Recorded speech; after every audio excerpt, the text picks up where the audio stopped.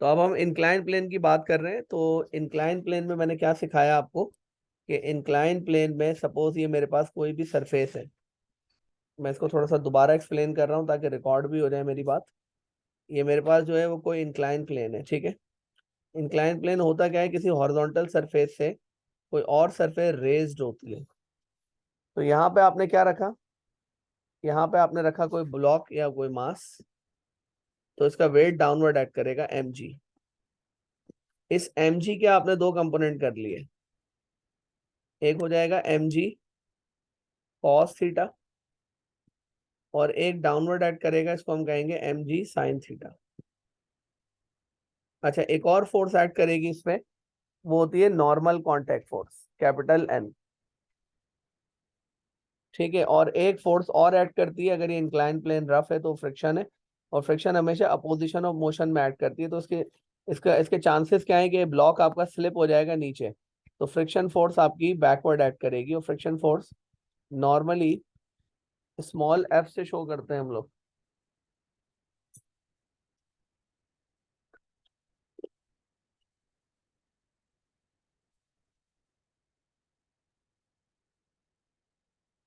ठीक है बेटा, यहाँ तक की बात। अच्छा, अब मैं इसमें थोड़ा सा बता रहा हूँ कि इंक्लाइन प्लेन के लिए हम लोग क्या क्या करते हैं। इंक्लाइन प्लेन के रूल्स बता रहा हूँ।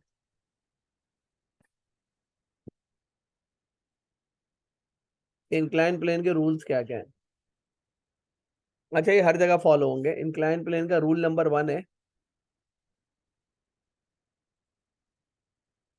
कि वेट इज, हमें कहते हैं कि weight is resoluted, weight is resoluted as mg cos theta and mg sin theta, ठीक है। पहले तो आपने वेट को रेजोल्यूट कर लिया mg cos थीटा में और mg sin थीटा में।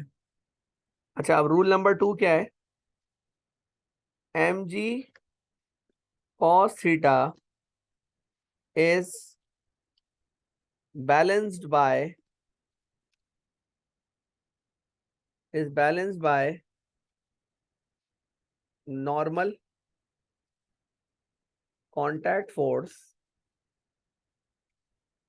so it does not appear in forces calculation.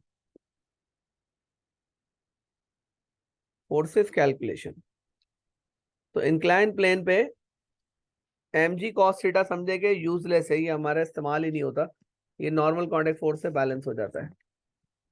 अच्छा, अब बचा क्या कि mg sin theta, mg sin theta is important component of weight, is important component of weight. It always acts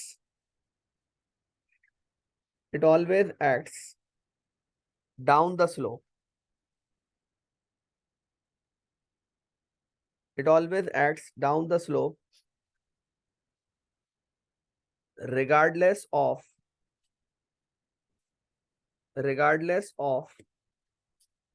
direction of motion of object. Regardless of direction of motion of object, मतलब object चाहे नीचे जाए या ऊपर जाए, मतलब ये object नीचे मूव करे या हम इसको फोर्स लगा के ऊपर लेके जाए, हर सूरत आपका mg sin थीटा हमेशा नीचे एक्ट करता है, ठीक है। चौथा रूल याद रखिएगा, friction is not a compulsory force,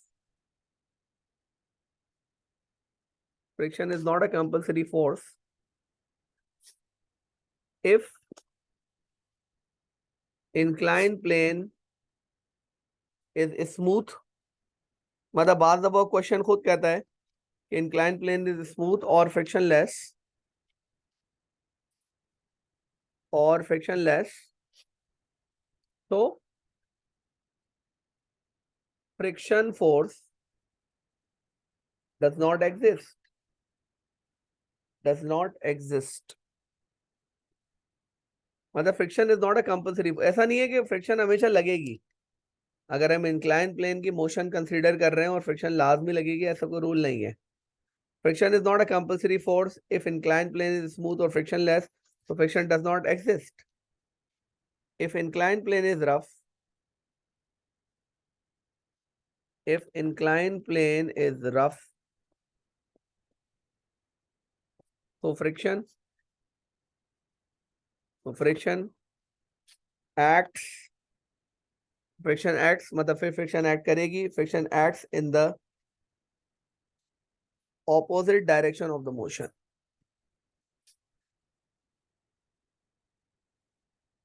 opposite direction of the motion, तो फिर फ्रिक्शन एक्ट करेगी opposite direction of the motion में। तो ये इंक्लाइन प्लेन के रूल्स रेगुलेशन हो गए, ठीक है बेटा। इसमें कोई मसला है तो जरा बात करें, ताकि मैं इसका फिर कुछ और मजीद बात करूं इंक्लाइन प्लेन पे। प्लीज लेट मी नो अगर कोई मसला है तो।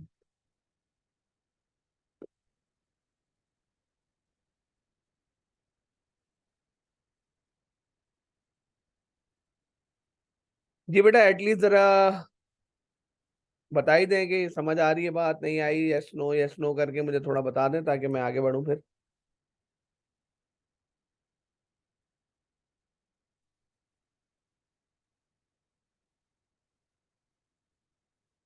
जी शांते आप बताएं, आहिल बताइए, उमैमा, आयशा, अब्दुल्ला।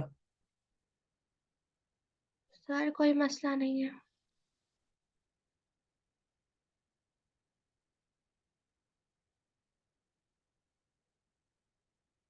ठीक है दी। अब एक काम करते हैं, मैं एक सवाल दे रहा हूं आपको। वो सवाल ये है कि इंक्लाइन प्लेन का क्वेश्चन ये है कि मेरे पास एक इंक्लाइन प्लेन है और इसमें यहाँ पे एंगल 30 है, और मेरे पास एक मास है, ठीक है जी। मेरे पास एक बॉक्स है और इस बॉक्स को मैं फोर्स लगा रहा हूं, मतलब मैं क्या कह रहा हूं कि मैं फोर्स लगा रहा हूं, ये ड्राइविंग फोर्स है एक तरह से, ठीक है। ये फोर्स कितनी है मुझे नहीं मालूम। ये हमारी कौन सी फोर्स है? ड्राइविंग फोर्स, जो मैं इंक्लाइन प्लेन के ऑब्जेक्ट पे अपने से लगा रहा हूं ना, खुद से, ये ड्राइविंग फोर्स है। अच्छा, मैंने जितनी फोर्सेस आपको पहले बताई है ना, नॉर्मल कांटेक्ट, वेट, फ्रिक्शन, ये मैं नहीं लगा रहा, मतलब यूजर नहीं लगा रहा इस पे, ये ऑटोमेटिकली लगती है। अच्छा, फ्रिक्शन फोर्स मैं इस पे लगा रहा हूँ, और as a result of that friction force object is accelerating upward with 2 meter per second square. Now let's find out capital F.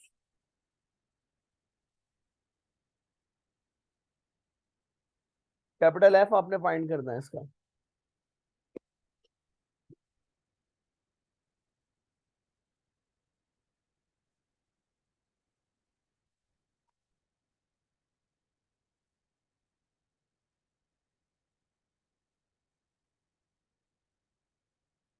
अच्छा जी, कैपिटल एफ अगर हम फाइंड करेंगे तो क्या करना चाहिए? देखें, मैं ये भी बता दूं आपको कि ये इंक्लाइन प्लेन में फ्रिक्शन मौजूद है, incline plane is not frictionless. इसमें फ्रिक्शन जो है वो 10 न्यूटन है, ये भी मुझे पता है, मतलब ये भी मैंने बताया भाई कि ये इंक्लाइन प्लेन की फ्रिक्शन है। अच्छा, अब एक बात याद रखिएगा, मैंने आपको क्या बताया है कि एम जी कॉस थीटा का जिक्र हम नहीं करते फोर्सेस की कैलकुलेशन में, क्योंकि m g cos theta cancel out हो जाता है। तो अब बचेगा कौन? देखिए, एम जी कॉस थीटा का तो जिक्र ही नहीं है ना। अब बचेगा कौन? M g sine theta. अच्छा, ऑब्जेक्ट का जो मास है ना वो 2 किलो है, ठीक है जी। एक बचेगा एम जी साइन थीटा। अच्छा, एम जी साइन थीटा हमेशा डाउन द स्लोप एक्ट करता है। अच्छा, और फ्रिक्शन फोर्स कहाँ एक्ट करती है? अपोजिशन टू द मोशन में, क्योंकि इसकी मोशन अप द स्लोप है, तो फ्रिक्शन फोर्स डाउनवर्ड एक्ट करेगी और एम जी साइन थीटा के साथ मिल जाएगी। आप याद रखिएगा since object is moving up the slope, so friction acts downward. और अगर ये डाउन द स्लोप मूव करता ना तो फ्रिक्शन ऊपर एक्ट करने लगती है, मगर mg sin थीटा फिर भी नीचे ही एक्ट करता. Since object is moving up the slope, so friction acts downward along with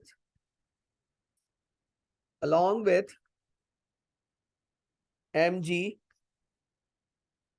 sin theta. mg sin theta के along, साथ साथ नीचे एक्ट कर रहा है. अच्छा, अब मैंने इस पे फॉर्मूला लगाया, अब इसे फॉर्मूला लगा दे, तो that formula has to be capital F is equal to ma. Capital F का मतलब होता है फॉरवर्ड फोर्स, कैपिटल F का मतलब होता है फॉरवर्ड फोर्स माइनस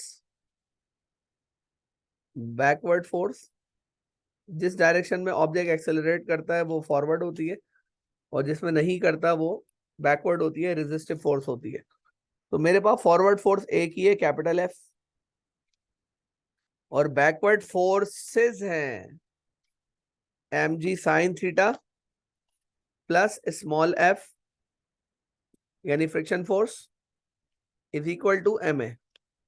बेटा आप लोग क्या मुझे कैपिटल F निकाल के दे सकते हैं? इसका कैपिटल F निकाल के दे सकते हैं? तो ये कैपिटल F बराबर हो जाएगा किसके? mg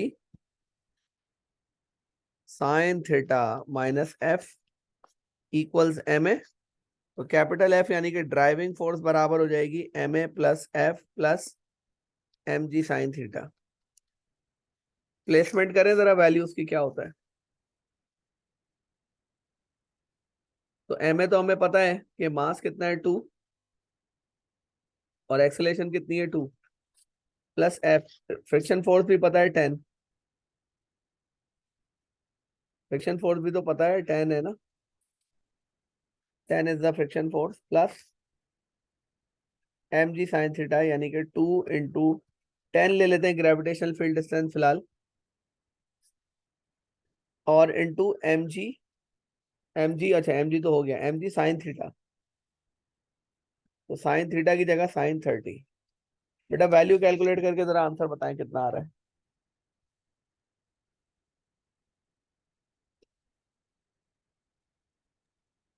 sir 24.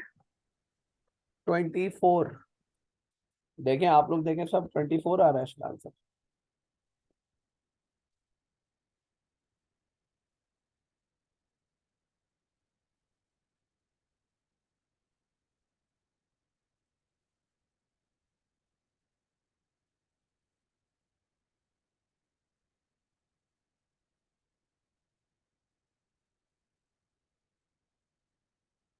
देखिए शानदेह कितना आ रहा है आंसर, आप भी जरा कंफर्म करें. आहिल आप कंफर्म करें.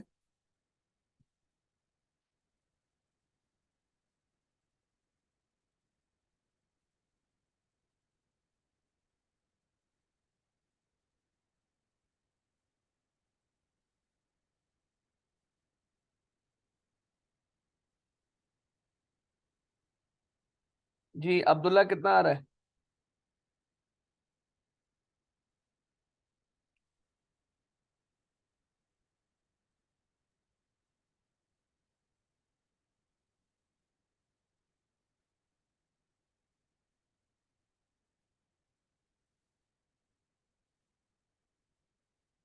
शानदेह बेटा इतना ही आ रहा है, आप लोग देखें अपने पास सब 24 आ रहा है, सही है.